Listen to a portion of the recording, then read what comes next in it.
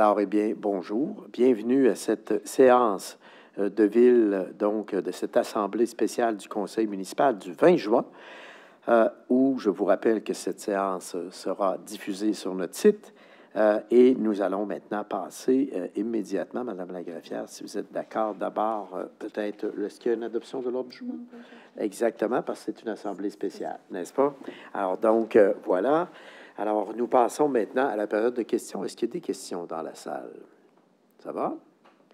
Pas de questions dans la salle. Alors, nous allons passer maintenant, donc, à l'adoption de nos résolutions aujourd'hui. Alors, d'abord, le point 2.1, Madame la greffière, qui est donc une résolution d'adoption du cadre financier.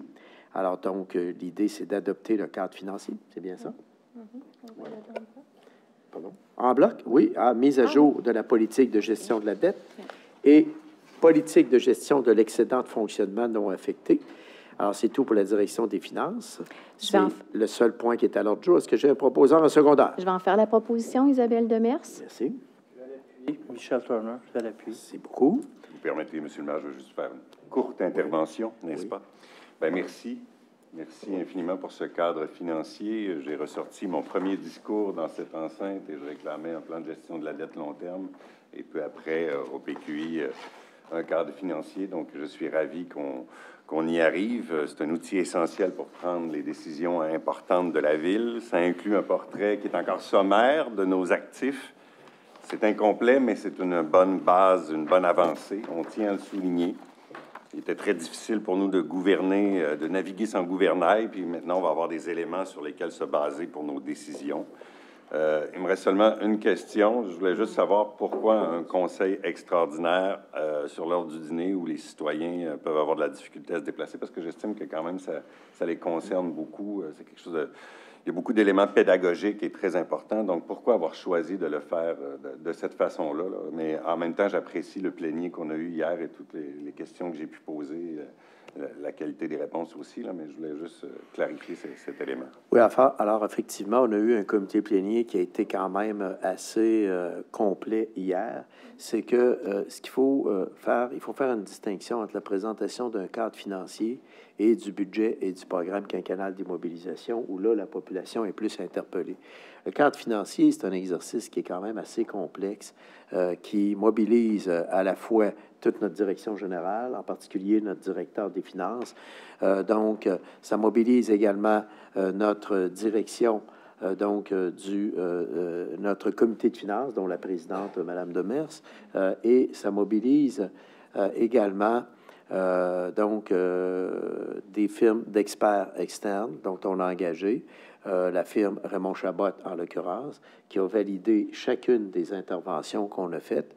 Et, ma foi, il faut dire deux points majeurs. C'est que notre gestion financière, elle est saine et notre service de la dette est sous contrôle. C'est les deux éléments majeurs qui ont ressorti de l'étude que Raymond Chabot a fait en collaboration avec notre direction des finances. Alors donc, ce midi, nous adoptons cette résolution-là ce midi parce qu'il a aussi fallu tenir compte des cédules de vacances estivales dans l'ensemble de l'organisation. Donc, c'est la fenêtre d'opportunité qu'on avait. On aime mieux être bien franc. C'est qu'on est dans une période, évidemment, de vacances annuelles. Donc, on a choisi cette opportunité-là. Et surtout dans la perspective où on a un conseil mardi soir prochain. C'était juste pour ça. Justement, c'est qu'il y aura des gens en vacances. Donc, à ce moment-là, ce qui aurait rendu plus difficile l'exercice quant à nous. Alors, voilà, en gros, les motifs qui expliquent la situation. Je précisais, Antoine, à votre réponse, donc... au niveau du budget du PQI, il y a une ouverture à consulter les citoyens avant de faire l'adoption. C'est définitif que là-dessus, on va avoir des paramètres spéciaux parce que ce qu'il ne faut pas oublier, j'ai eu l'occasion de l'indiquer aujourd'hui en conférence de presse, ce qui est très intéressant, c'est que notre cadre financier, on a voulu atteindre plusieurs objectifs. C'est un des cadres financiers. Je vous dirais, même Raymond Chabot nous l'a indiqué, c'est un des cadres financiers les plus facile à consulter pour la population. C'est la première fois qu'une ville, à mon avis, comme la nôtre, va se donner un cadre financier où les citoyens vont avoir accès en 2 pages seulement, vont avoir accès aux paramètres qu'on retient pour la préparation de nos budgets du programme quinquennal d'immobilisation. Et 4 cibles, 6 chantiers stratégiques permanents qu'on met en marche. Alors ça, pour le citoyen, là, ça va vouloir dire qu'ils vont pouvoir venir, ils ont nos paramètres, en disant, Monsieur le maire, pouvez-vous nous dire où on est rendu dans la politique de gestion des excédents? Vous vous êtes donné 3 priorités, qu'en est-il? Monsieur le maire, pouvez-vous nous dire où on est rendu dans le plan de la gestion des actifs? Vous vous êtes donné tel objectif, où en êtes-vous? C'est la première fois que le citoyen va avoir une emprise sur des choses qui apparaissent complexes, mais pour lesquelles il va pouvoir questionner directement son conseil municipal. Et ça, on est très fiers de ça.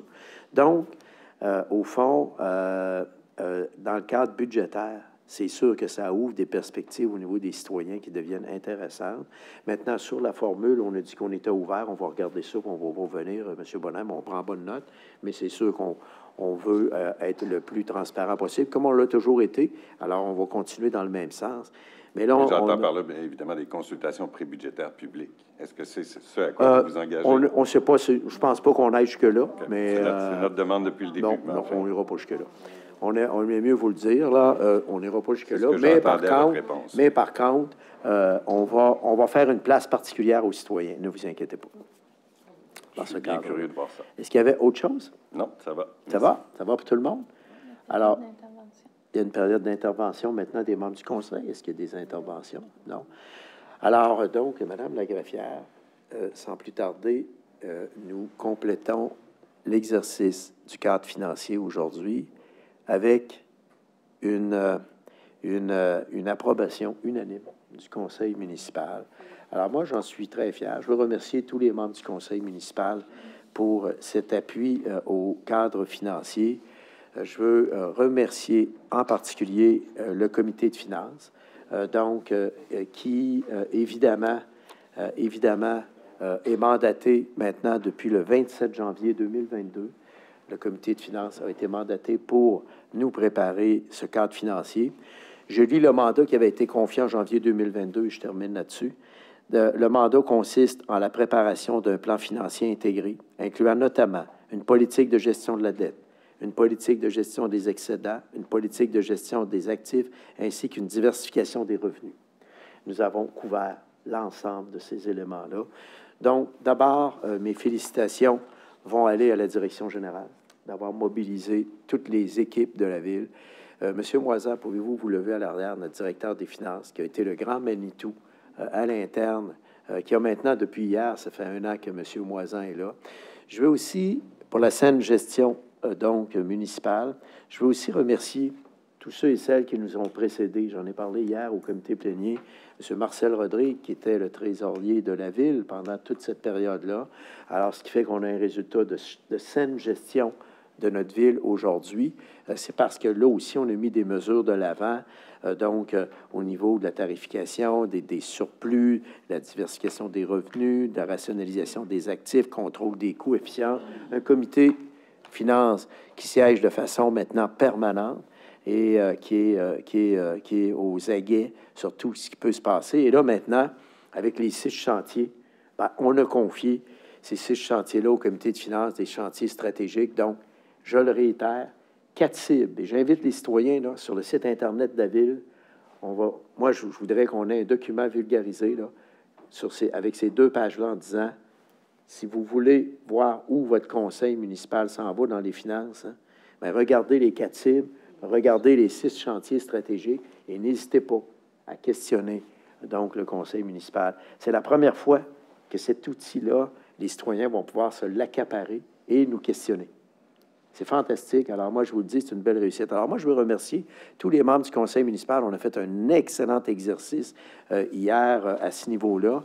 Alors, je veux remercier aussi les gens de la direction générale, je l'ai dit, la direction des communications également, Michel Tisdale en particulier, et les gens de mon cabinet aussi qui font un travail exceptionnel dans l'ombre souvent, mais un travail important. Alors, moi, là, c'est une grande fierté pour moi que ce, évidemment, cadre financier, en plus, soit adopté à l'unanimité. Alors, merci infiniment. On a quelque chose d'intéressant devant nous. Et ça veut donc dire qu'après le cadre financier, comme j'expliquais ce matin avec ma collègue Isabelle en conférence de presse, le cadre financier n'est pas la fin, hein? On se donne des paramètres, mais après va venir l'exercice budgétaire et c'est là qu'on va venir intégrer les variables nécessaires à la poursuite de nos actions. Et ces variables-là, évidemment, appartiennent au conseil municipal. Le budget appartient au conseil municipal. Le programme quinquennal d'immobilisation appartient au conseil municipal. C'est dans la loi. Alors donc, sachez maintenant, par contre, qu'on donne un cadre d'intervention qui est évolutif parce que c'est en continuité avec les multiples actions qu'on a entreprises au cours des dernières années. Donc, merci donc à M. Rodrigue, à toute son équipe qui a fait ça pendant une trentaine d'années. Merci, Frédéric, quelle arrivée spectaculaire, je voulais vous le dire. Merci infiniment. Et moi, je me targue de dire qu'à mon avis, on a le plus beau cadre financier au Québec actuellement, moderne, accessible par la population. Alors, c'est ce qu'on voulait et c'est ce qu'on atteint comme objectif. Merci tout le monde. Et puis, ça m'a fait à l'Assemblée, Mme la greffière. Le proposeur secondaire. Oui. Je vais l'appuyer. Merci. Merci.